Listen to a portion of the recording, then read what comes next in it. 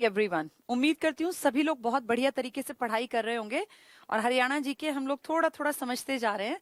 अब एक बेस तुम लोगों के सामने क्लियर है कि हरियाणा किसे कहते हैं, किन प्राकृतिक नदियों के बीच में, किन पहाड़ियों के बीच में आपका ये बहुत ज्यादा उपजाऊ इलाका बसा हुआ है।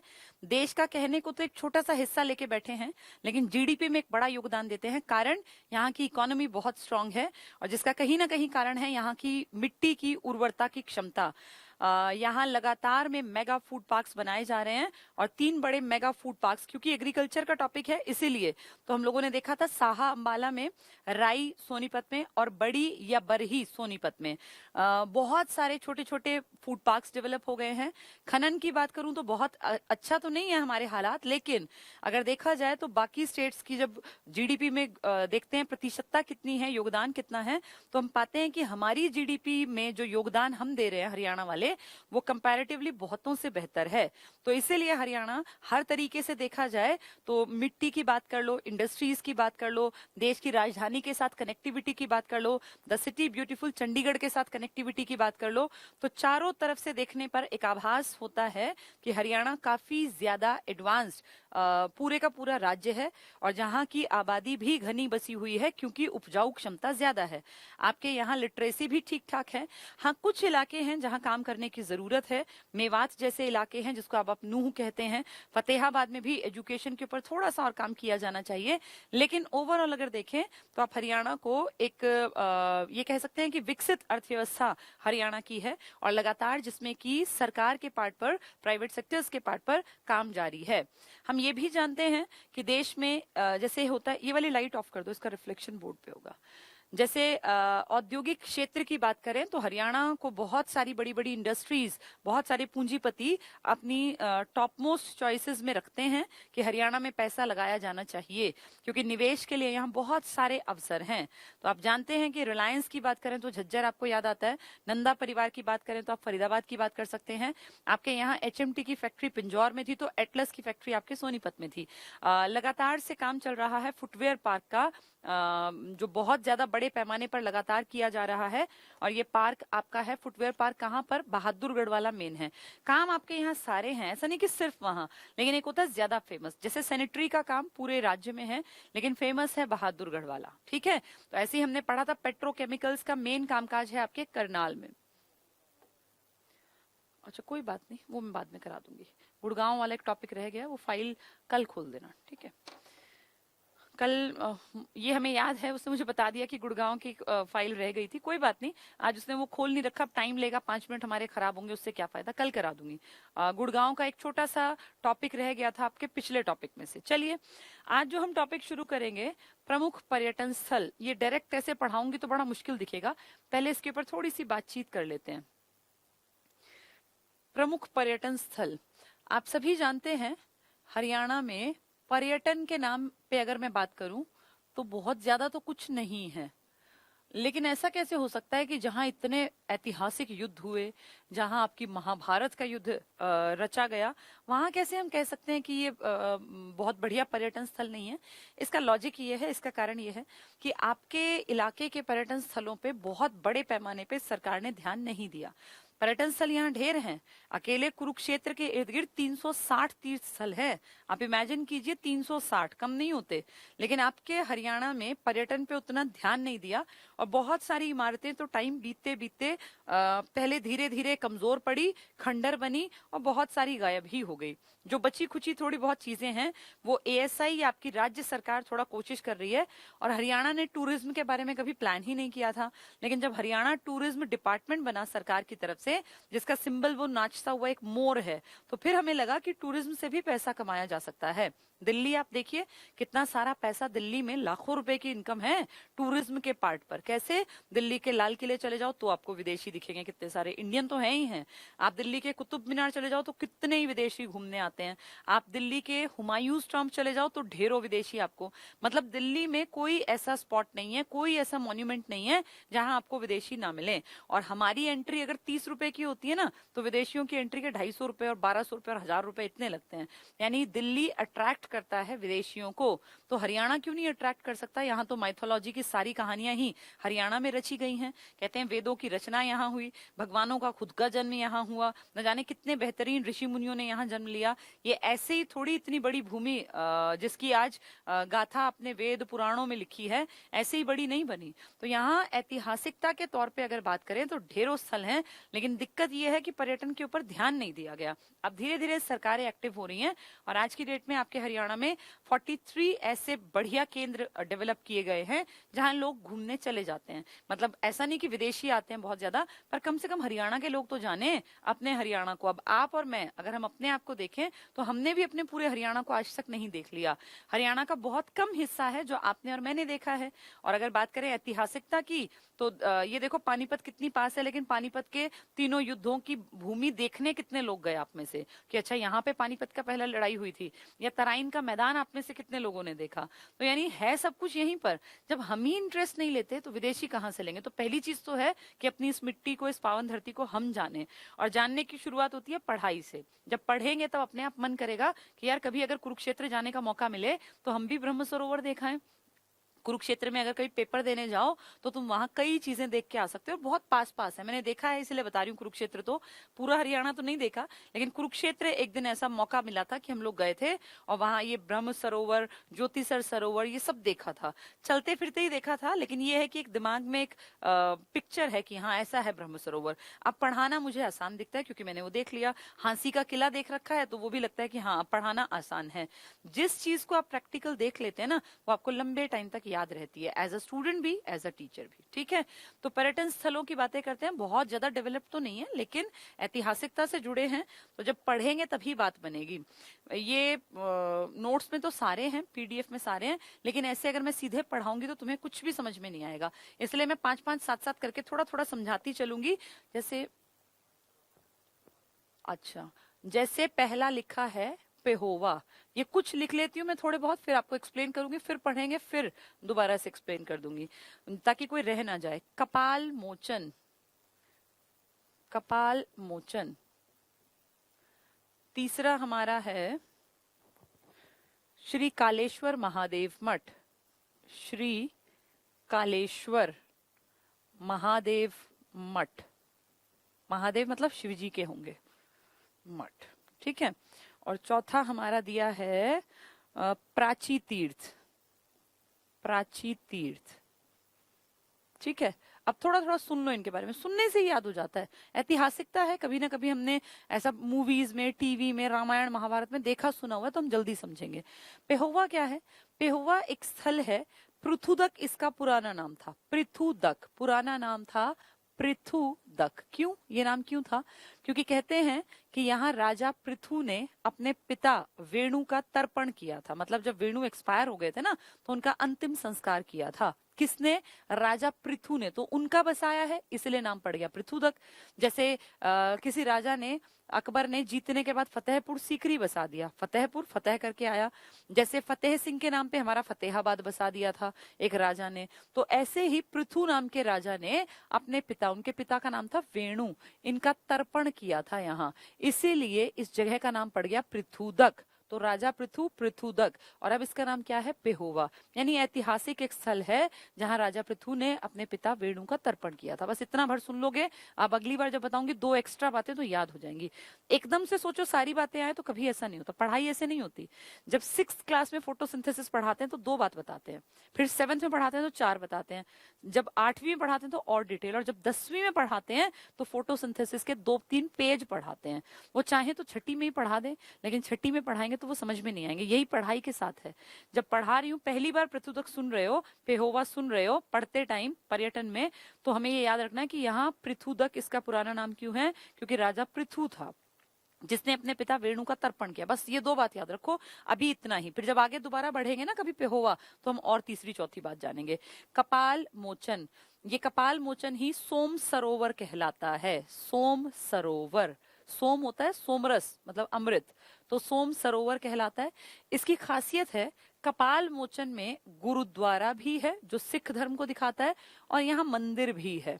तो इससे ये दिखता है कि हिंदू सिख एकता का प्रतीक है आपका कपाल मोचन। गुरुद्वारा और मंदिर दोनों स्थित है यहाँ। इसी को सोम सरोवर भी कहते हैं। सोम मतलब अमृत, तो अमृत का सरोवर है। प्राचीन बहुत सारी कहानियां हैं, फिर कभी उसके बारे में बात करेंगे। अभी दो दो तीन तीन चार चार बात सुनते चलो बस। कपाल मोचन का ही नाम सोम सरोवर है और इसमें गुरुद्वारा भी है कपाल मोचन में और मंदिर भी है। तो हिंदू मुस्लिम एक, ये हिंदू सिख एकता।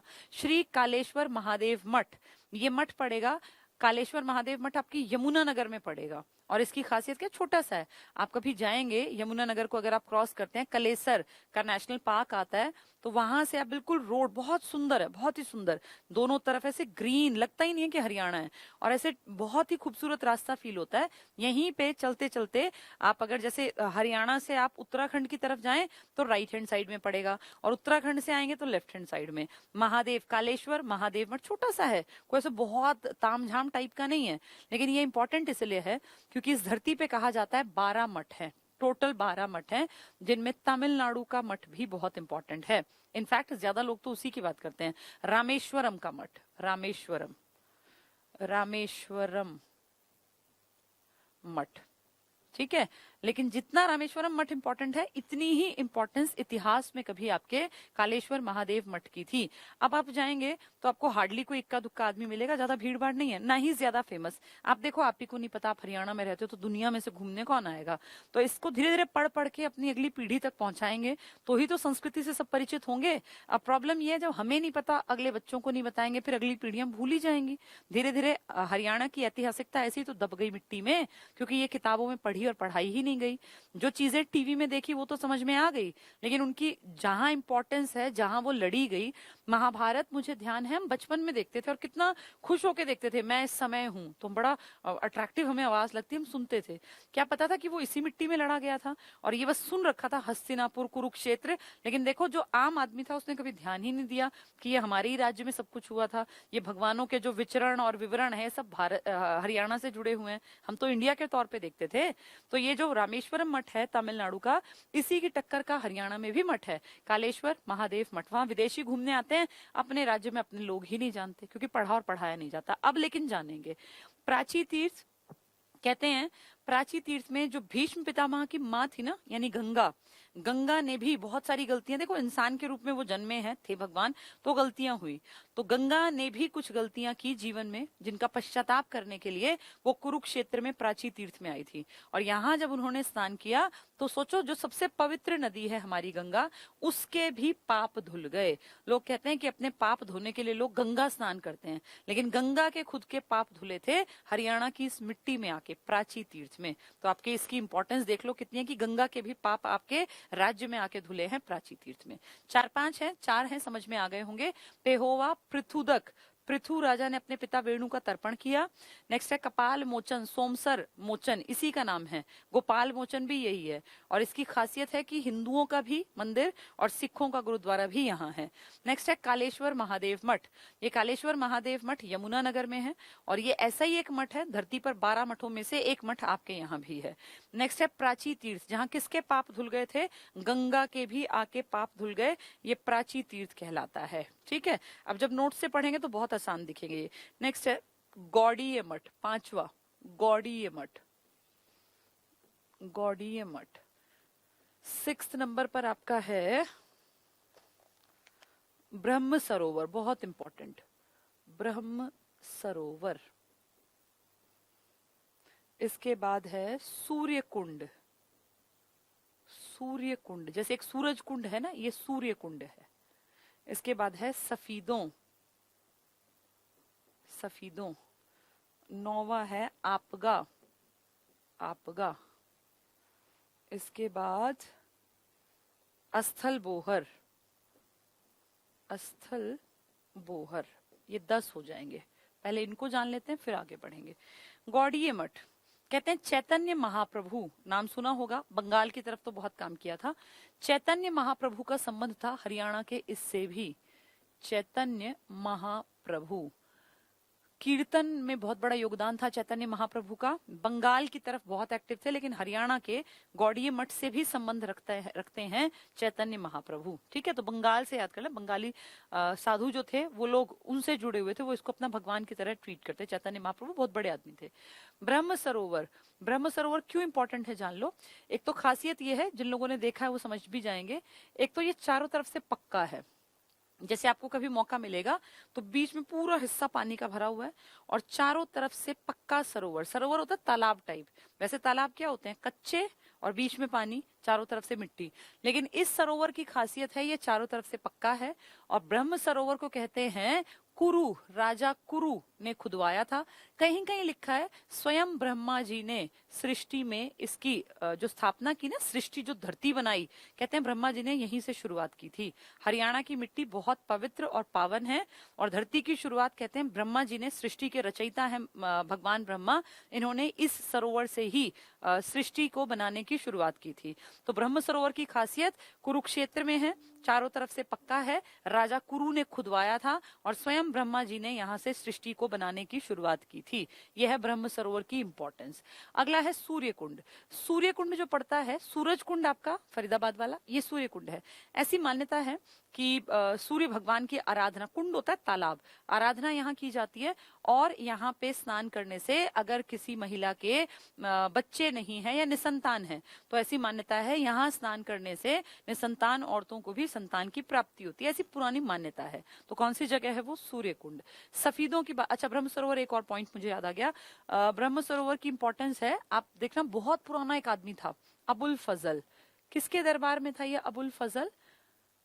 अबुल फजल अकबर के नवरत्नों में था, नवरत्नों में था। साउंड बढ़ा दो तो तुम एक बार नीरज से बात करो, कुछ टेक्निकल है ये। तो अबुल फजल जो आदमी है, ये अबुल फजल ये अकबर के नवरत्नों में था। ये आदमी राइटर था, इसने एक किताब लिखी थी, उसमें भी इस ब्रह्म सरोवर का जिक्र किया है। तो ये बहुत बड़ी बात है। ऐसे ही एक आदमी है अल बरूनी। अल बरूनी, अल बरूनी ने एक किताब लिखी थी, किताब उल हिंद।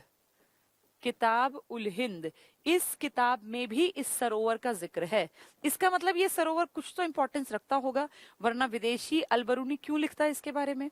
या अबुल फजल जो कि एक मुस्लिम है और जो इस्लाम धर्म को बहुत अच्छे ढंग से मानता है, वो क्यों लिखता है इस सरोवर की खासियत? तो ब्रह्म सरोवर में कुछ तो रहा होगा जो विदेशी आने वाले राइटर्स ने और इस्लाम धर्म को खास मानने वाले लोगों ने भी इस सरोवर के बारे में अपनी किताबों में लिखा है। तो इससे लगता है कि कुछ ना कुछ जरूर इस सरोवर में ताकत रही होगी। नेक्स्ट है सफीदों। सफीदों आपका पड़ता है जींद में, और जींद के सफीदों में एक राजा थे, उन्होंने, उनके पिताजी को एक सांप ने काट लिया था। जन्मेजय सुना भी होगा आपने, जन्मेजय, परीक्षित। तो जन्मेजय जो है इनके सर्प दमन यज्ञ का वर्णन इसमें किया जाता है और ऐसा माना जाता है कि सांप के काटने के बाद जब उनके पिताजी चल बसे तो उन्होंने सांपों के दमन करने के लिए एक बहुत बड़ा अग्निकुंड बनवाया और उसमें फिर ऐसे यज्ञ मंत्रोच्चारण करवाए कि आसपास के जितने सांप थे वो अपने आप उड़ उड़ के और उस अग्निकुंड में आके गिरने लग गए और इस तरह सारे सांपों को भस्म कर दिया, सबका दमन कर दिया। इसे नाम दिया गया हिस्ट्री में सर्प दमन युग, ये सर्प दमन यज्ञ। तो ये कहाँ किया गया था सर्प दमन? सफीदों में, जींद, परीक्षित और जन्मेजय, दोनों इंपॉर्टेंट है नाम। ठीक है। आपगा ये एक जगह है, इसी को पहले आपया भी कहते थे। यहाँ एक नदी बहती है तो आपगा या आपया एक ही जगह है। ऐतिहासिकता ये है कि पुराने टाइम में यहाँ काफी सारे लोगों का आना जाना था, ऐतिहासिक पर्सनालिटीज का, इसलिए इंपॉर्टेंट है। अस्थल बोहर आप जानते भी होंगे, रोहतक में एक एरिया है, यहाँ बाबा मस्तनाथ यूनिवर्सिटी भी है और अस्थल बोहर में कनफटे साधु रहते हैं। कनफटे, तो कनफटे साधु कहाँ रहते हैं आपके हरियाणा में? अस्थल बोहर में। बाबा मस्तनाथ यूनिवर्सिटी यहाँ पर है और ये जो कनफटे साधु है ना, ये गोरखनाथ को अपना गुरु मानते हैं, नाथ संप्रदाय को फॉलो करते हैं और ये अपना गुरु मानते हैं गोरखनाथ को। कनफटे साधु। चैतन्य महाप्रभु कहाँ थे? गौड़ीय में। ये अलग अलग है, कहीं इनको मिक्स कर दो। यहाँ कौन है? यहाँ अस्थल बोहर में आपके जो ये यूनिवर्सिटी है, एक तो ये याद रखनी है कौन सी यूनिवर्सिटी है। जैसे यूनिवर्सिटी बहुत सारी है रोहतक में, तो ये बाबा मस्तनाथ यूनिवर्सिटी अस्थल बोहर में है। इसके अलावा अस्थल बोहर में रोहतक में पड़ता है, ये भी पता हो। और 2-3 बातें जो मैंने आपको बता दी, ठीक है। एक्चुअली ये हैं बहुत सारे, एक दिन में सारे पूरे करना बहुत मुश्किल होगा, तो मेन मेन बातें बता रही हूँ, फिर जब पढ़ोगे तो तुम्हें आसान दिखेगा। चलो थोड़ा सा आगे बढ़ते हैं। नेक्स्ट पे पहुंचे हम लोग, अस्थल बोहर हो गया, गोरखनाथ, इसके बाद चंद्रकूप। नेक्स्ट है चंद्रकूप। इसके बाद है कुबेर तीर्थ। कुबेर तीर्थ ये भी चैतन्य महाप्रभु का है। ज्योतिसर सरोवर। ज्योतिसर सरोवर। इसके बाद पुष्कर तीर्थ। पुष्कर तीर्थ। इसके बाद नरकातारी। नरकातारी। इसके बाद बाणगंगा। बाणगंगा। ठीक है, इतना पढ़ते हैं फिर आगे बढ़ेंगे। अब ये सारी जगह आपके हरियाणा में है और ज्यादातर ये कुरुक्षेत्र, रोहतक या फिर यमुनानगर और इस वाले एरिया में है। तो पहली लिखिए चंद्रकूप। ये कुआं था, कूप मतलब कुआं। कहते हैं जब पांडवों के युद्ध में जीतने के बाद भगवान कृष्ण ने युधिष्ठिर को कहा था कि इस तरह का कुआं खोदो। तो ये जो कुआं खोदा गया था युधिष्ठिर के द्वारा, किसके कहने पर? भगवान श्री कृष्ण के, इसको नाम दिया गया है चंद्रकूप। नेक्स्ट है कुबेर तीर्थ। कुबेर तीर्थ भी चैतन्य महाप्रभु से ही संबंधित है, जैसा गौड़ीय मठ था। कुबेर तीर्थ, कुबेर और गौड़ीय दोनों नाम किसके साथ टिक करोगे? चैतन्य महाप्रभु।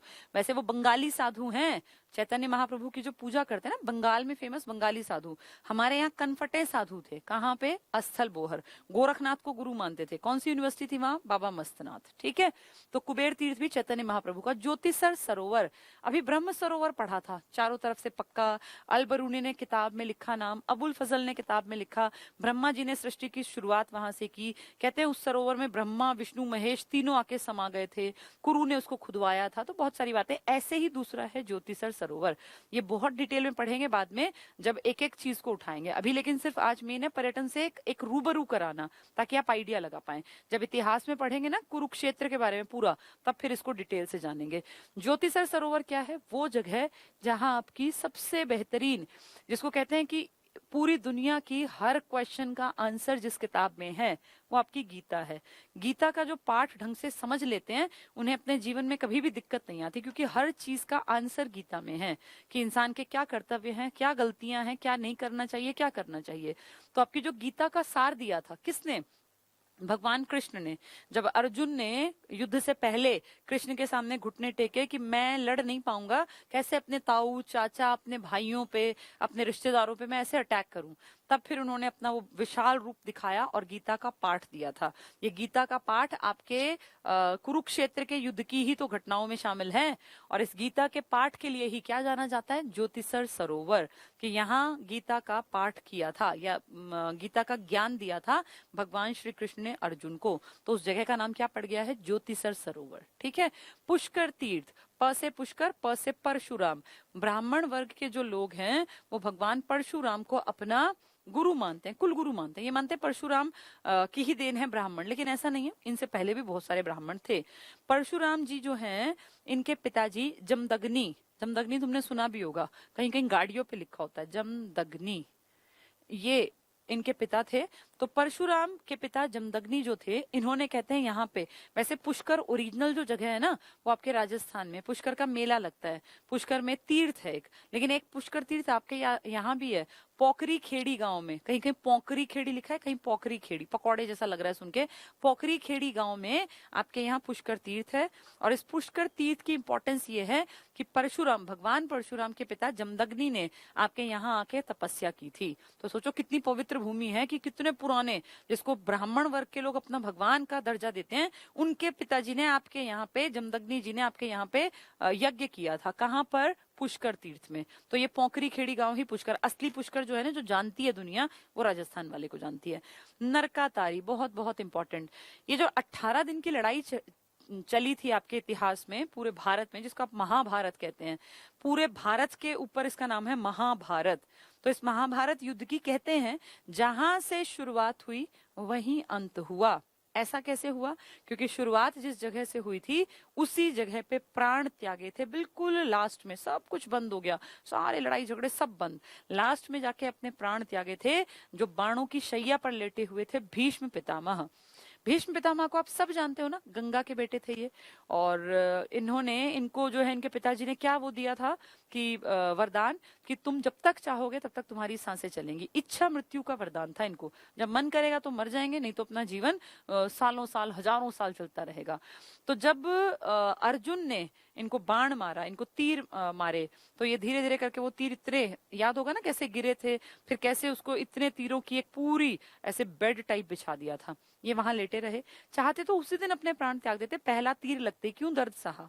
लेकिन उस टाइम पर हमारे ये जो महाभारत है ये कहती है उस टाइम पर जो सूरज है ना ये दक्षिणायन में था और उसको शुभ नहीं मानते। ऐसा मानते हैं कि इंसान की मृत्यु हो और सूर्य अगर उत्तरायण में हो तो फिर अच्छा रहता है, फिर स्वर्ग का रास्ता खुलता है। तो सूर्य की स्थिति दक्षिणायन में थी, तो भीष्म पितामह ने प्राण नहीं त्यागे और वेट किया, लंबा इंतजार किया। युद्ध तो 18 दिन में खत्म हो गया, लेकिन इनका इंतजार काफी चला था। और फाइनली जब दुर्योधन का भी वध हो गया, सब कुछ खत्म हो गया, तो लास्ट में जाके इन्होंने अपने प्राण त्यागे थे। और इसलिए कहा जाता है कि महाभारत का युद्ध जहां से खत्म हुआ, जहां शुरू हुआ वहीं आके खत्म हुआ। वो जगह कौन सी कहलाई? नरकातारी। तो नरकातारी एक दुर्लभ तीर्थ स्थल है। यहाँ आपके ये धर्म अधर्म के बीच की लड़ाई शुरू होके और एंड भी यहीं हुआ। तो इसके पीछे की कहानी इंटरेस्टिंग भी और पता भी होनी चाहिए, अगली पीढ़ी को भी बतानी चाहिए। नेक्स्ट है बाण गंगा। जब भीष्म पितामह उस शैया पे लेट गए, भाई बाणों की तीरों की शैया थी, तो भीष्म पितामह ने कहा प्यास लगी है। तो अपने मुंह, उसमें देखा भी होगा महाभारत ने कि अर्जुन जो है लगातार अश्रु धारा बह रही थी कि मैंने कैसे अपने परदादा को ऐसे मारा, तो मैं कितना गलत किया, मन में गिल्ट था। लेकिन श्री कृष्ण ने कहा कि देखो धर्म की विजय तभी होगी जब अधर्म का नाश होगा, और अधर्म का नाश तब होगा जब अधर्म के साथ खड़े लोगों को तुम जो है खत्म कर पाओगे, वरना ये बात नहीं बनेगी। और अगर ऐसे चलेगा तो फिर सृष्टि कैसे चलेगी। तो अपने परदादा को ऐसे मार के अर्जुन खुश नहीं थे, लेकिन जैसे एक होता है ना मजबूरी है, अब क्या करें, कोई ऑप्शन नहीं है। तो जब वहां खड़े हुए थे शाम को हाथ बांधे, तो इन्होंने कहा कि रो मत और मुझे प्यास लगी है अर्जुन। तो अर्जुन ने क्या किया, तुरंत अपना तीर कमान निकाला और वहीं जहां उनकी वो शरशैया थी, यानी तीरों की जो एक बेड टाइप बना दिया था, वहीं तीर मारते ही जैसी धरती के अंदर तीर गया, पानी की एकदम से धार सीधे उनके मुंह में गई। और ये जगह कहलाई बाण गंगा, कि एक बाण में गंगा वहां प्रकट हो गई थी। जबकि ऐसा हो नहीं सकता लॉजिकली देखें तो, क्यों? क्योंकि गंगा का रास्ता वो है ही नहीं। पर इतिहास कहता है कि तब तो नदियों के रास्ते अलग हुआ करते थे, तो हो सकता है ये हमारी मान्यता है कि अर्जुन के एक बाण पर गंगा वहां से निकल आई थी एक धारा के रूप में, और वो धारा सीधे भीष्म पितामह के जो प्यास थी इसको संतुष्ट कर पाई। तो उस जगह का नाम ही क्या पड़ गया? बाण गंगा। तो इससे ये समझ जाओ इसके बिल्कुल पास होगी ये, क्योंकि ऐसा तो नहीं कि 5 किलोमीटर से धार आएगी। भाई वो जो गंगा की धारा है वो आसपास के एरिया से, तो उसी एरिया का नाम क्या पड़ गया? बाण गंगा। कहाँ है बाण गंगा? नरकातारी के पास। नरकातारी में क्या हुआ था? युद्ध स्टार्ट भी हुआ था और युद्ध एंड भी हुआ था। ठीक है, चलो पहले इतने पढ़ा देती हूँ ताकि तुम लोगों को दिक्कत ना हो, फिर उसके बाद आगे पढ़ा दूंगी। यह है हमारा 4th हरियाणा की कला संस्कृति के ऊपर है चैप्टर। और मेजर टूरिस्ट प्लेसेस, जिन लोगों के पास किताब है वो अपनी बुक से भी पढ़ लेना बाद में, पर अब यहाँ एक अंडरस्टैंडिंग के लिए जरूरी है कि हम चीजों को समझ लें। ठीक है, चलो देखो जरा क्या कह रहे हैं ये। प्राचीन काल से ही हरियाणा राज्य सांस्कृतिक रूप से अत्यधिक सुदृढ़ है। हमारी संस्कृति की कोई बराबरी नहीं है, और आप उस बहुत समृद्ध संस्कृति को बिलोंग करते हैं जहां रहन सहन, खान पान और व्यवहार और चरित्र की बातें होती थी, क्योंकि बहुत बड़े बड़े परिवार थे ये लोग। राज्य में धार्मिक स्थल भी ढेर हैं, प्राचीन स्मारक भी हैं, बस केयर कम हुई हमारे यहाँ। किले भी ढेर थे, महल भी ढेर थे, संग्रहालय ये सब भी हैं। आदि के रूप में अनेक सांस्कृतिक स्थल स्थित हैं। ये धार्मिक और सांस्कृतिक स्थल तीर्थ यात्रा और पर्यटन के प्रमुख केंद्र हैं, तो लोग घूमने आते हैं। हरियाणा के प्रमुख धार्मिक और तीर्थ स्थल, पेहोवा सबसे पहले क्या बताया, पृथुदक और अपने पिता वेणु का तर्पण। तो क्या कहते हैं, ये कुरुक्षेत्र में है, प्रमुख धार्मिक स्थल है। प्राचीन नाम इसका पृथुदक था। पृथुदक क्यों था? क्योंकि राजा पृथु ने यहाँ काम किया था। ये पितरों के श्राद्ध के लिए प्रसिद्ध है। भाई अपने पिताजी का तर्पण किया तो श्राद्ध के लिए फेमस हो गया, तो पितरों के श्राद्ध के लिए प्रसिद्ध है। धार्मिक तीर्थ स्थल है। राजा पृथु ने, देखो इसके नाम से ये है पृथुदक, ने अपने पिता वेणु का तर्पण यहीं किया था। तो राजा पृथु ने अपने पिता वेणु का, जो जैसे होता है ना भाई आत्मा की शांति के लिए, तो वो तर्पण जो किया था वो यहीं किया था, इसीलिए श्राद्ध के लिए फेमस है ये। नेक्स्ट देखें, कपाल मोचन सोम सरोवर, बताया सोम मतलब अमृत, तो अमृत का सरोवर है, कपाल मोचन मंदिर भी है और सिखों का गुरुद्वारा भी। बिलासपुर में है, यमुनानगर स्थित। इस सरोवर में स्नान करने से सभी दोषों से मुक्ति मिल जाती है, तो ऐसी मान्यता है। किस किस का है ये? हिंदू और सिख यूनिटी का। नेक्स्ट है कालेश्वर महादेव मठ। महादेव है तो शिव जी का है, और मठ मैंने बताया पूरी धरती पर 12 हैं। तमिलनाडु में रामेश्वरम मठ है, और आपके एक हरियाणा में है। लेकिन रामेश्वरम को तो दुनिया घूमने आती है, आपके इस मठ की जानकारी आपको खुद भी नहीं थी। तो देखें क्या है ये, यमुनानगर में कलेसर के पास है। मैंने आपको बताया कलेसर के जंगलों में से जो बीच में रोड जाता है, आपको हो सकता है दिखे भी ना, थोड़ा ध्यान दोगे तो दिखेगा, क्योंकि मुझे पहले पता था जब हम घूमने गए कि यहाँ कहीं है, तो मेरा ध्यान था कि कहीं ना कहीं मिलेगा। बहुत छोटा सा गेट है, छोटी सी एंट्री है, फील भी नहीं होता कि कोई बहुत बड़ा कोई स्थल है। ये है हमारा कलेसर के पास। ये विश्व के प्रसिद्ध, सोचो वर्ल्ड के 12 में से 2 आपके देश में है। 12 मठों में से एक प्राचीन मठ है। ऐसा ही दूसरा मठ रामेश्वरम तमिलनाडु में स्थित है। तो एक तमिलनाडु में, एक हरियाणा में। तमिलनाडु को दुनिया जानती है, हरियाणा को हरियाणा वाले भी नहीं जानते। प्राची तीर्थ, किसने अपने पाप धोए थे? गंगा ने। अजीब बात है, लोग गंगा में पाप धोने जाते हैं, और यहाँ गंगा माँ ने भी अपने खुद के जो जो गलतियां हुई जीवन में, उनसे मुक्ति पाई। तो कुरुक्षेत्र में प्राची तीर्थ है। एक किंवदंती, किंवदंती मतलब मैंने तुम्हें बताया, तुमने किसी और को बताया, तुमने किसी और से, फिर तीसरा चौथा, ऐसे सुनते सुनते जनश्रुति, लोगों की कहानी, लोगों ने कह दिया, हमने मान लिया। इसके अनुसार देवव्रत, देवव्रत असली नाम किसका था? भीष्म पितामह। भीष्म पितामह का असली नाम देवव्रत था, जिन्होंने कड़ी तपस्या की थी, मतलब एक बहुत बड़ा प्रण लिया था कि माता गंगा के पाप यहाँ स्नान करने से दूर हो गए थे। अजीब बात है, गंगा के पाप कहाँ धुले हैं? प्राची तीर्थ में। गौड़ीय मठ मैंने बताया चैतन्य महाप्रभु से जुड़ा स्थल है। गौड़ीय ये जो मठ है ये कुरुक्षेत्र में है, चैतन्य महाप्रभु से संबंधित मठ है। अगर कहेंगे कालेश्वर महादेव मठ तो यमुनानगर की बात कर रहे हैं, कह रहे हैं गौड़ीय तो कुरुक्षेत्र की। ब्रह्म सरोवर, खुद ब्रह्मा जी ने सृष्टि की शुरुआत यहाँ से की। यहाँ ब्रह्मा विष्णु महेश तीनों का कहते हैं वास है, और कुरु नाम के राजा ने इसको खुदवाया था, चारों तरफ से पक्का है। इसके बारे में कई किताबों में भी लिखा है, ठीक है। तो ये सरोवर राजा कुरु द्वारा बनवाया गया। भाई ब्रह्म सरोवर कुरुक्षेत्र में है, राजा कुरु ने बनवाया, जो कुरुक्षेत्र में स्थित है। अब देखो आगे क्या कहते हैं, वामन पुराण और मत्स्य पुराण आप अच्छी तरह जानते हैं। आपके इतिहास में पौराणिक कथाएं जो आपने सुनी होंगी, उनका जिक्र पुराणों में है, और टोटल आपके देश में 18 पुराण लिखी गई हैं। हर एक पुराण में किसी न किसी पुराने ऐतिहासिक वंश की जानकारी है। तो आपकी मत्स्य पुराण भी एक पुराण है, और वामन पुराण भी एक पुराण है। तो वामन पुराण और मत्स्य पुराण में यहाँ स्नान करना बहुत पवित्र बताया गया। इस सरोवर का उल्लेख अल बरूनी जिसकी किताब का नाम क्या है? किताब उल हिंद, इसमें भी किया गया। और मैंने क्या बताया, अबुल फजल ने भी अपनी किताब में इसका नाम लिखा। तो अगर एक मुसलमान आदमी भी लिख रहा है और एक विदेशी अल बरूनी भी लिख रहा है, तो इसका मतलब कुछ तो था ब्रह्म सरोवर में। नेक्स्ट है सूर्य कुंड, इसमें स्नान करने से वो निसंतान स्त्रियों वाला टॉपिक। बिलासपुर में है, बिलासपुर आपके यमुनानगर में। इस स्थल की मान्यता है कि यहाँ स्नान करने से निसंतान स्त्रियों को संतान की प्राप्ति होती है। तोमर राजाओं द्वारा बनवाया गया। ये तोमर कौन थे? अनंगपाल तोमर, जिसने दिल्ली बसाई थी। तोमर वंश था ना 8वीं शताब्दी में, इन्होंने दिल्ली बसाई थी। इन लोगों ने फरीदाबाद के आसपास भी काम करवाया था।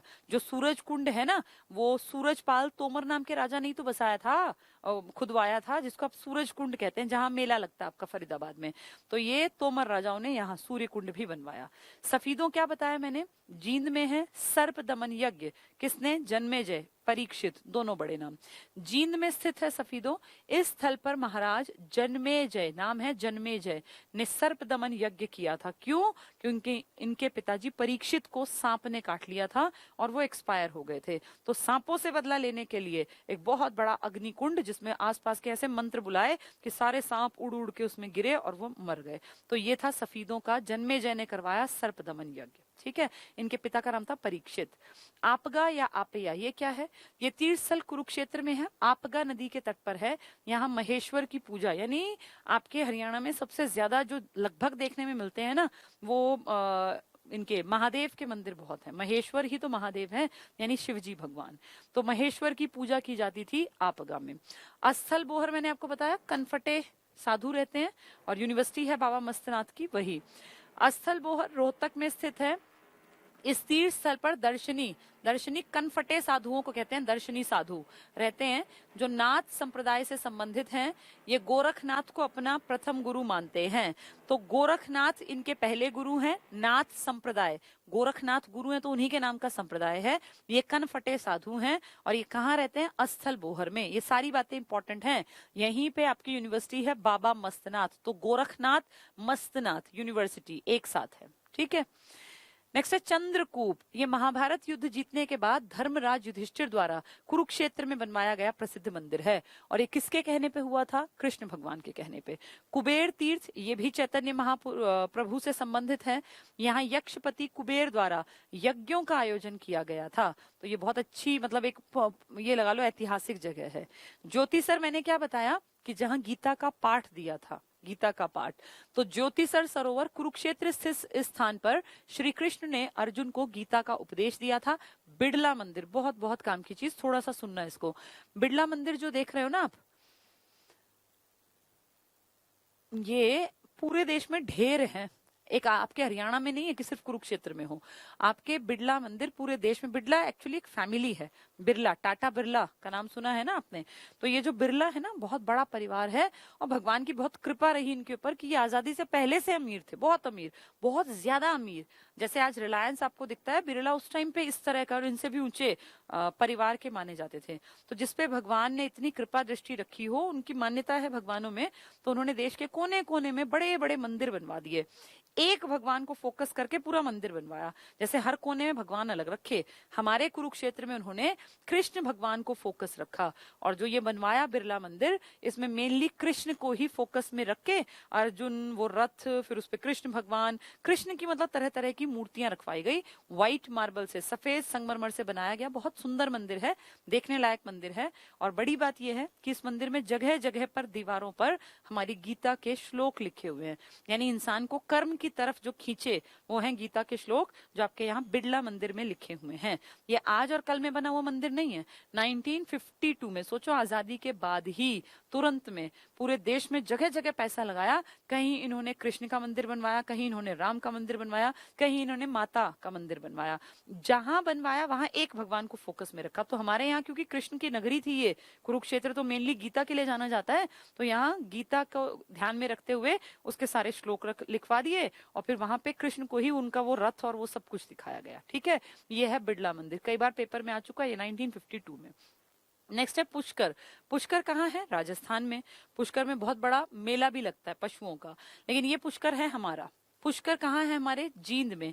इस तीर्थ स्थल पर भगवान परशुराम, पुष्कर परशुराम, परशुराम ब्राह्मण समाज के सबसे पुराने, जिसको एक कुल गुरु के रूप में पूजते हैं, वो परशुराम है। इनके पिताजी का नाम था जमदाग्नि। जमदग्नि और जमदाग्नि एक ही आदमी है। जैसे वेणु और अभी पृथु पढ़ रहे थे ना, राजा पृथु ने अपने पिता वेणु का तर्पण किया। जैसे जन्मेजय ने अपने पिता परीक्षित के लिए वो सर्प दमन यज्ञ किया। तो देखो हमारे यहाँ पितृभक्ति शुरू से है। ऐसा नहीं कि अब लोग समझे, लोग पहले भी अपने माँ बाप की बहुत इज्जत करते थे, बहुत सेवा करते थे। तभी आप जितने स्थल पढ़ रहे हैं, देखो बाप और बेटे के रिश्ते कईयों में दिखाई दिए हमें। अब यहाँ भी वही है। भगवान परशुराम, जिनके पिता हैं जमदग्नि, इन्होंने तपस्या की थी। यहाँ पूर्णिमा के दिन सरोवर में स्नान करने से ब्रह्मा, विष्णु, महेश की आराधना होती है। तो पुष्कर तीर्थ की भी आपके यहाँ इंपॉर्टेंस ये है कि आपके परशुराम जी ने अपने पिताजी, क्या नाम था उनका? जमदग्नि, जो उनके पिताजी हैं, उन्होंने यहाँ तपस्या की।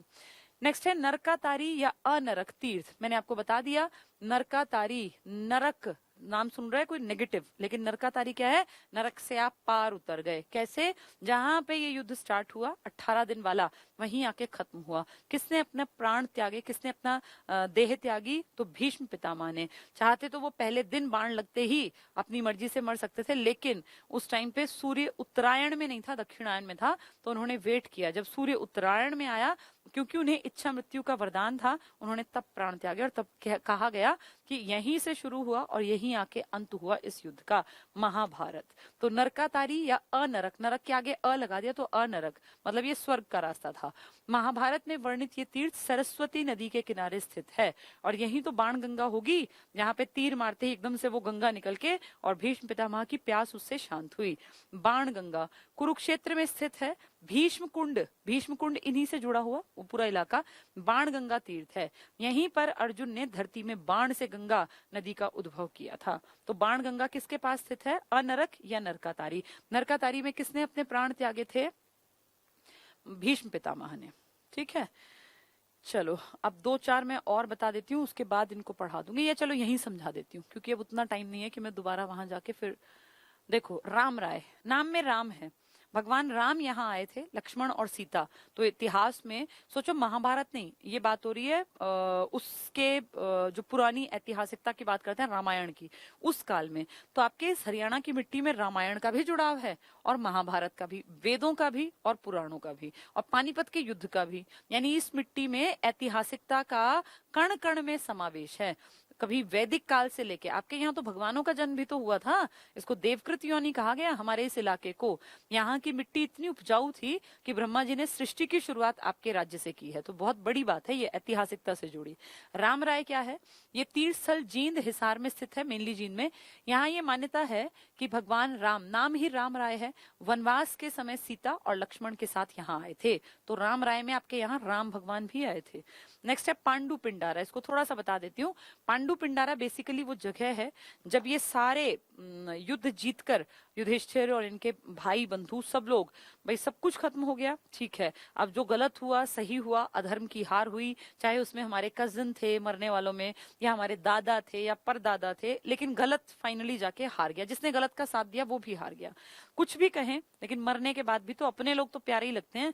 तो इन्होंने कहा कि इन्होंने चाहे अधर्म का साथ दिया, लेकिन ये हमारी ड्यूटी बनती है, ये हमारा एक कर्तव्य है कि इनके हम पिंड दान करें इन सबको, ताकि मुक्ति मिल पाए। अब भीष्म पितामह ने प्राण त्यागे, या इनके खुद के जो गुरु थे वो मारे गए, उनका बेटा मारा गया, सभी तो मारे गए। तो उन सबकी आत्मा की शांति के लिए इन लोगों ने एक वेट किया। एक खास अमावस्या आई, सोमवती अमावस्या, 12 साल बाद। 12 साल ये वेट करते रहे, और 12 साल बाद सोमवती अमावस्या के दिन इन्होंने अपने पूर्वजों का पिंड दान किया। जैसे आज आप श्राद्ध करते हैं ना, हमारे घर में बड़े बूढ़े जो है, हमारी मम्मी है, हमारी दादी है, देखो हर पूर्वज के नाम पे खीर निकालते हैं, हलवा निकालते हैं, पूड़ी बनाते हैं। कहीं कुछ लोग ब्राह्मणों को दान दे देते हैं, कुछ लोग जो है चिड़ियों को वो को हम खिलाते हैं। ऐसा मानते हैं कि इससे उनको तृप्ति मिलती है कि पूरे साल के 365 में से 15 दिन आप अपने पितरों को याद करते हैं और आप भगवान से दुआ करते हैं कि वो जहां हो खुश हो, उनकी आत्मा को शांति मिली रहे। यही तो होता है पितरों को याद करना। जैसे आज श्राद्ध है ना, ऐसे तब ये लोग पिंड दान किया करते थे। तो पिंड दान में अपने पूर्वजों की आत्मा की शांति के लिए, ताकि उनका जीवन जो अब नहीं है यहाँ पर, लेकिन जहां भी वो है वो ठीक ठाक रहे। तो इसके लिए यहाँ पर पांडु पिंडारा सबसे फेमस था। और यहाँ कहते हैं 12 साल ये लोग बैठे रहे। इन 12 सालों के कारण, भाई कितना लंबा टाइम यहाँ बिताया इन्होंने। तो जैसे आज इंसान हरिद्वार जाता है ना, हरिद्वार, सेम ऐसे इन्होंने, बहुत सारे लोग आज भी अपने घर में किसी बड़े बूढ़े की डेथ होने पर हरिद्वार में जाके, और उनका जो शरीर है उसको ये मान्यता है कि भाई वहां पे जो है अस्थियां जो बची होती हैं उनको प्रवाहित करना चाहिए। अपनी अपनी मान्यताएं हैं। तो आज भी बहुत सारे लोग उस स्थल को बहुत महत्वपूर्ण मानते हैं।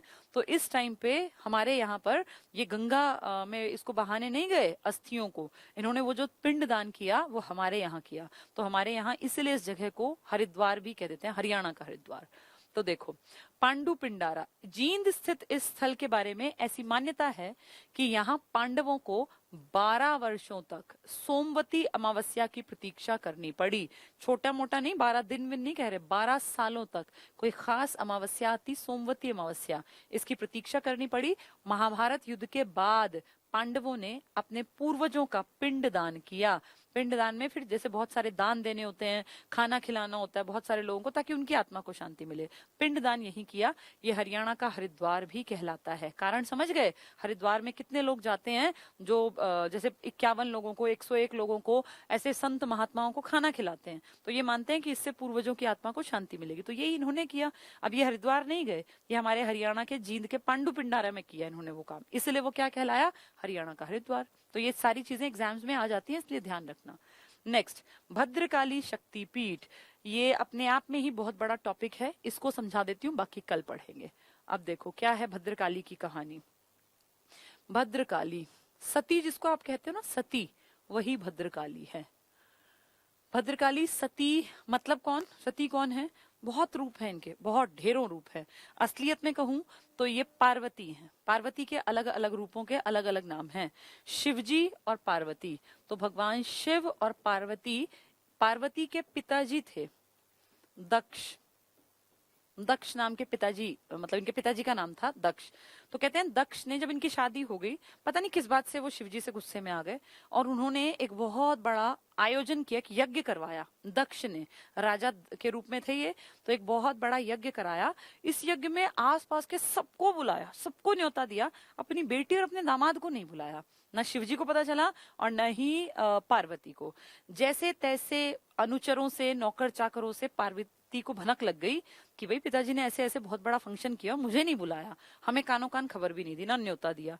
तो शिवजी कहीं बाहर गए हुए थे यात्रा पे, तो पार्वती आई अपने घर और उसने अपने पिताजी को कहा, पिताजी आपने जो है बड़ा हमारा अपमान किया, और ये क्यों किया आपने, हमें क्यों नहीं बुलाया? भाई मैं आपकी बेटी हूँ, अपने दामाद से, आप मुझसे आपको कोई शिकायत थी तो आप बताते, आपने ऐसे हमारी बेइज्जती क्यों की? तो कहते हैं उसकी बात का कोई जवाब दक्ष ने नहीं दिया और बड़ा मतलब बेरुखी से अपनी बेटी के साथ पेश आए और ना ही कोई ध्यान दिया, ना ही कोई बातचीत की। तो पार्वती को बड़ा गुस्सा आया, भाई पिताजी का ये कैसा रवैया है, यहाँ पली बढ़ी हूँ, मेरा हक बनता है, भाई पिताजी ने कोई यज्ञ किया तो कम से कम बुलावा दे देते, हम आते नहीं आते तो उसमें बेइज्जती नहीं, लेकिन शिवजी तो बहुत बेइज्जती मानेंगे। और जब दक्ष का ऐसा व्यवहार देखा, दक्ष अपना बाकियों के साथ जो है बातचीत करने लगे, पार्वती नेग्लेक्टेड, तो पार्वती को बहुत अपने आप पे मतलब एक गिल्ट हुआ कि मेरे पिताजी ने ऐसा व्यवहार हमारे साथ क्यों किया। और कहते हैं जहां वो यज्ञ किया था, बहुत बड़े बड़े अग्नि कुंड होते थे पहले, पहले यज्ञ के लिए ना, जैसे 10-10 फीट के भारी भरकम से ऐसे आग जलाने वाले स्थान बनाते थे। तो कहते हैं कि जब तक कोई समझ पाता, कुछ देख पाते, तब तक तो पार्वती ने जाके और उस अग्नि कुंड में अपने आप को होम कर दिया, मतलब स्वाहा, कि अपने आप की बलि दे दी, कि पिताजी को अगर इतना घमंड है अपने पे तो ये गलत है, और उनको ये फील होना चाहिए कि उनकी बेटी जो है वो कितनी जरूरी थी उनके लिए। तो जैसे ही वो उस अग्नि कुंड में कूदी, तो कोई ऑप्शन था नहीं, तो जो सती हैं ये एकदम से जो है शरीर जल गया, आत्मा निकल गई, शरीर बस मृत शरीर रह गया। किसी तरह इस बात की भनक लग गई शिवजी को, तो शिवजी तुरंत से गुस्से में आए और शिवजी ने उस जो वो अग्नि कुंड था उससे माँ पार्वती के शरीर को निकाला, और जैसे शरीर को लेके किसी से कुछ नहीं बोले, और फिर बस ब्रह्मांड की तरफ चल पड़े और घूमते गए, जैसे गुस्सा लगातार बढ़ता गया अंदर ही अंदर। जब ये रौद्र रूप, क्योंकि आप जानते हैं कि शिवजी जो है वो सृष्टि का ध्वंस कर सकते हैं। भाई 3 भगवान है ना, एक तो ब्रह्मा जी जिन्होंने सृष्टि को बनाया, एक विष्णु जो सृष्टि के पालनहार हैं, और एक महेश यानी शिव जी जो सृष्टि को संहार करने की क्षमता रखते हैं, पूरी सृष्टि को खत्म करने की ताकत रखते हैं। तो शिव जी का गुस्सा आना ठीक नहीं है किसी के लिए भी। तो शिव जी जब उस डेड बॉडी को लेके अपने हाथों में ब्रह्मांड के चक्कर काट रहे थे, लगातार गुस्से में बढ़ते जा रहे थे, तो विष्णु ने ये फील किया, और विष्णु की जिम्मेदारी क्या है कि भाई सृष्टि को बचा के रखना है, पालन करता है विष्णु। तो विष्णु ने दिमाग दौड़ाया कि अगर शिवजी का गुस्सा लगातार बढ़ता गया तो सृष्टि का तय है कि सृष्टि खत्म कर देंगे वो, उनकी तीसरी आंख खुली, वो तांडव करेंगे तो सृष्टि खत्म होगी। तो उन्होंने सोचा अब क्या किया जाए। अब शिवजी से बात करने की किसी की हिम्मत नहीं, शिवजी बहुत गुस्से में, भाई जिसकी पत्नी को ऐसे दिन दहाड़े उसके पिताजी के कारण वो जल के मर गई, तो इस बात पे कौन विश्वास करेगा कि पिताजी की कमी नहीं है। अब वो तो मर गई ना, उससे पूछने वाला कौन कि उसने ऐसा डिसीजन क्यों लिया। तो जब शिवजी घूम रहे थे शरीर को ऐसे लेकर और एकदम गुस्से में आग बबूला लाल हुए पड़े थे, तो विष्णु ने दिमाग दौड़ाया और विष्णु ने अपना सुदर्शन चक्र छोड़ दिया, और सुदर्शन चक्र घूम घूम के, और शिवजी को कुछ नहीं दिखाई दे रहा, उनको सिर्फ ये लग रहा है कि ये ऐसा कैसे हो गया। तो कहते हैं सुदर्शन चक्र से को जो उन्होंने एक तरह से निर्देश दिया वो ये कि माता पार्वती के शरीर के टुकड़े टुकड़े करके एक एक करके, ऐसे नहीं एक साथ काट दो, एक एक करके, क्योंकि शिवजी तो धुन में, उनको समझ नहीं आ रहे, इतने गुस्से में। पहले शरीर के जैसे सुदर्शन चक्र गया, हाथों में ले रखी थी, तो सबसे पहले टखना यानी पैर का घुटने का नीचे वाला हिस्सा ना, जहाँ पायल पजेब पहनते हैं, वो वाला हिस्सा काट दिया सुदर्शन चक्र। शिव जी का कोई ध्यान ही नहीं है, वो गुस्से में है सारे। तो जहां वो हिस्सा गिरा वो हमारा कुरुक्षेत्र का इलाका था। उसी इलाके को जो आप पढ़ रहे हो ना, भद्रकाली शक्तिपीठ जो हम पढ़ेंगे कल, ये भद्रकाली शक्तिपीठ वही शक्तिपीठ है। और कहते हैं सुदर्शन चक्र ने ऐसे कर करके माता पार्वती के, या अगर यहाँ कहूं तो भद्रकाली के, ये इनका रूप था, भद्रकाली के शरीर के 52 हिस्से कर दिए। एक आधी किताब में 51 भी लिखे हैं। और इसीलिए जहां जहां वो शरीर के हिस्से गिरे वहां वहां एक शक्तिपीठ बनती चली गई, और वहां फिर एक मंदिर बनाया गया। असम में एक बहुत फेमस मंदिर है कामाख्या, माँ कामाख्या मंदिर। ये कामाख्या भी इन्हीं का मंदिर है। किसका? भद्रकाली का। आपके यहाँ भद्रकाली शक्तिपीठ है। कहीं कहीं अलग अलग नामों से जो शरीर के अंग गिरे, उन सब की वजह से आज आपके देश में 52 मंदिर हैं। किसके नाम पर? माँ सती के नाम पर, जिनको आप कहते हैं माता पार्वती, जिनको आप कहते हैं भद्रकाली। तो बहुत सारी शक्तिपीठ हैं, 52 शरीर के टुकड़े हुए थे और वहीं पे आपकी 52 शक्तिपीठ बनी। ठीक है, तो ये है आपकी भद्रकाली की कहानी। ऐसी बहुत सारी कहानियां हैं, हर एक स्थान से जुड़ी कोई ना कोई ऐतिहासिक स्टोरी है, और ये जरूरी है कि हम आने वाली पीढ़ियों को ये बातें बताएं, ताकि उनको ये फील हो कि हरियाणा, जिसको लोग सोचते हैं कि सिर्फ ऐसी फालतू के यहाँ लोगों को बोलना नहीं आता या यहाँ का कोई कल्चर नहीं है, उन्हें पता चले कि इतिहास की सारी चीजें हरियाणा से ही शुरू हुई थी, हरियाणा से ही इस सृष्टि की रचना शुरू हुई थी। हरियाणा इतना उपजाऊ था कि विदेशी भी आके यहाँ बसते थे, इसकी उपजाऊ क्षमता के कारण। इतिहास गवाह है, पुराणों में लिखा है, वेदों में लिखा है, और हम अपनी, चलो हम कहते हैं हमने झूठ भी लिख दिया 1% मान लो, तो अबुल फजल क्यों लिखता, अलवरूनी क्यों लिखता? वो तो हमारे नहीं थे ना, बाहर से आए थे। अलवरूनी विदेशी था, वो हमारी बड़ाई क्यों लिखता? ब्रह्म सरोवर की बात क्यों लिखता? अगर उसे ये लगता कि ये फालतू अपनी अपनी बड़ाई गाते हैं, तो विदेशियों ने भी तो इन चीजों के बारे में लिखा। इसीलिए ये मानना पड़ेगा कि कुछ तो सच्चाई रही होगी इतिहास में। हाँ, इतनी ये एक बड़ी दिक्कत है कि उस इतिहास को गाने वाले और उस इतिहास को सुनने वाले अब नहीं रहे। लेकिन हम पढ़े लिखे लोगों की एक ड्यूटी बनती है कि हम आने वाली पीढ़ी तक जितना हमें पता चले उतना तो कम से कम पहुंचा ही दें। बाकी सारी बातें तो हमें बताने वाला भी कोई नहीं रहा, क्योंकि पूर्वज जो थे वो इस तरह की बातें जानते थे, वो सब खत्म हो गए। अब तो जितना थोड़ा बहुत किताबों से निकल पाता है वो निचोड़ में आपको बताती हूँ, लेकिन फिर भी कुछ ना से कुछ बेहतर कुछ तो पता चले। ये शक्तिपीठ की कहानी अगर हमें नहीं पता तो हम वैसे ही कामाख्या माता का मंदिर रटते रहेंगे असम असम। लेकिन जब पता है कि 52 मंदिर आपके सती के हैं और वो सती कैसे हुई है वो कहानी हमें पता है, तो कहीं ना कहीं चीजों को हम जोड़ पाएंगे, फिर चीजें आसानी से याद रहेंगी। ठीक है, चलिए आज इतना ही पढ़ते हैं। अब मेरी क्लास कल होगी और पर्यटन को फिर हम लोग, ये कई दिन का टॉपिक है, पर्यटन एक दिन में नहीं होगा, हो सकता है 5-7 दिन लग जाएं, लेकिन इसके इतना करने के बाद ना आपकी बहुत अच्छी पकड़ बन जाएगी, मजबूत पकड़। अगर आपसे कोई भी कुछ भी पूछेगा तो फिर आप एकदम से बता पाओगे कि ये चीज इस चीज के लिए फेमस है और इस जिले में पड़ती है। ठीक है, आज के लिए इतना ही। Thank you.